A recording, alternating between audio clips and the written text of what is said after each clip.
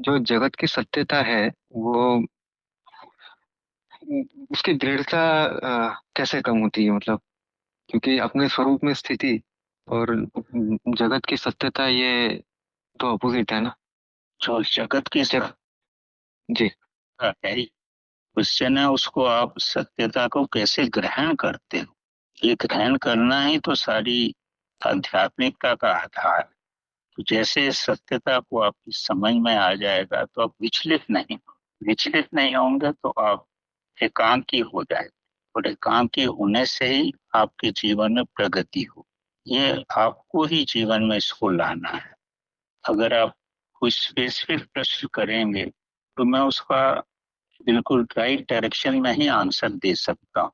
या आपने जनरल प्रश्न किया तो इसका एक जनरल ही आंसर। आप समझ रहे हैं ना मैं क्या कहना चाहता जी, और स्पेसिफिक मैं कहूँ इसमें तो हूँ? हाँ।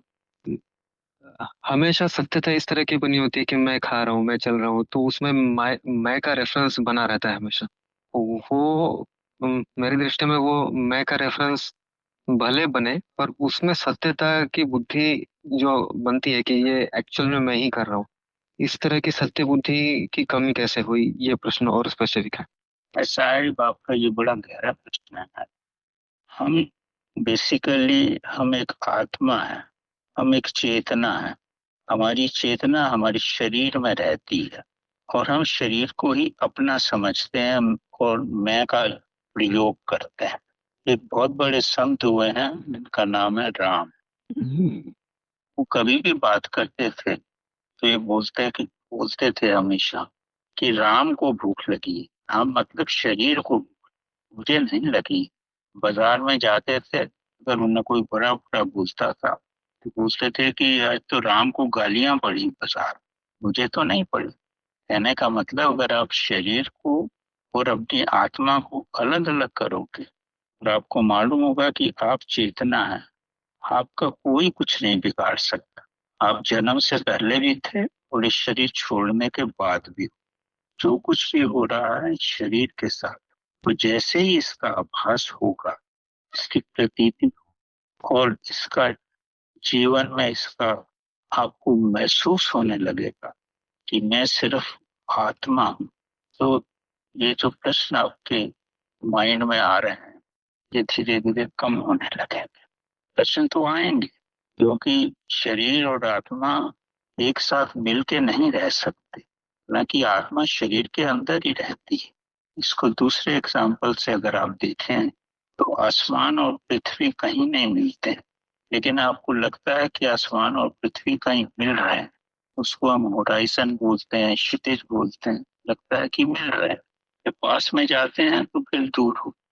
कहने का मतलब है कि आत्मा और शरीर नहीं मिलते हैं आपस में, लेकिन मिलते हुए प्रतीत होते हैं, और ऐसा लगता है शरीर और आत्मा एक ही है।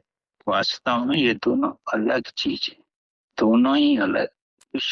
तो शरीर का तो एक समय है, समय का मतलब है शरीर का एक जीवन है, एक जीवन काल है। 50 साल भी हो सकता है, 70 साल भी हो सकता है। जैसे आप सामान खरीद के लाते हैं बाजार से, तो उस पे लिखा रहता है कि ये एक्सपायरी डेट इसकी ये है। इसी तरह हमारे शरीर की भी एक्सपायरी डेट। तो शरीर आत्मा से अलग है, और जैसे ही शरीर कमजोर हो जाता है या बीमार पड़ जाता है और आत्मा इसको ठीक नहीं कर पाती है, तो आत्मा शरीर से अलग हो जाती है और ब्रह्मांड में चली जाती है, आपके सब संस्कारों को लेके जाती है। और जैसे जैसे आपकी इच्छाएं होती हैं, उस हिसाब से फिर आपको नया शरीर मिलता है। अगर इच्छाएं ना हो तो फिर आपको नया शरीर नहीं। तो ये जो मैं बता रहा हूँ, जब आध्यात्मिकता की गहराई में आप जाओगे तो इसका आपको आभास हो, और इसका आभास होना ही आत्मज्ञान। आत्मज्ञान कोई ऐसी चीज नहीं है जो आपको कहीं पढ़ा लिखा हुआ मिल जाएगा। ये आप खुद ही आपके अनुभव में आएगा कि मैं और शरीर, मतलब आत्मा और शरीर, और इसको एक साथ रखना ही, इससे ही हमें कष्ट होता है।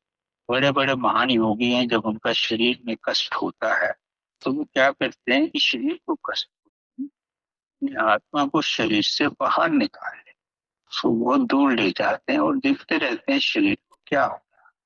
कुछ वक्त के बाद शरीर अपनी नॉर्मल अवस्था में जब आ जाता है, हम पूर्ण चेतन भगवान की अवस्था। समझ में आया या और एक्सप्लेन?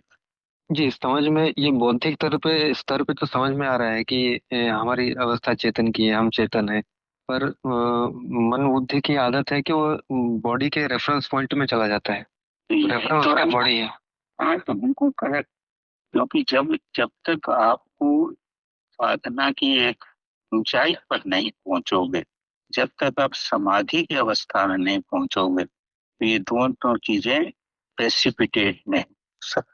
समाधि की अवस्था का मतलब होता है समाधान। तब आपको दूध और पानी आपके लिए अलग अलग। तो वो कैसे होगा?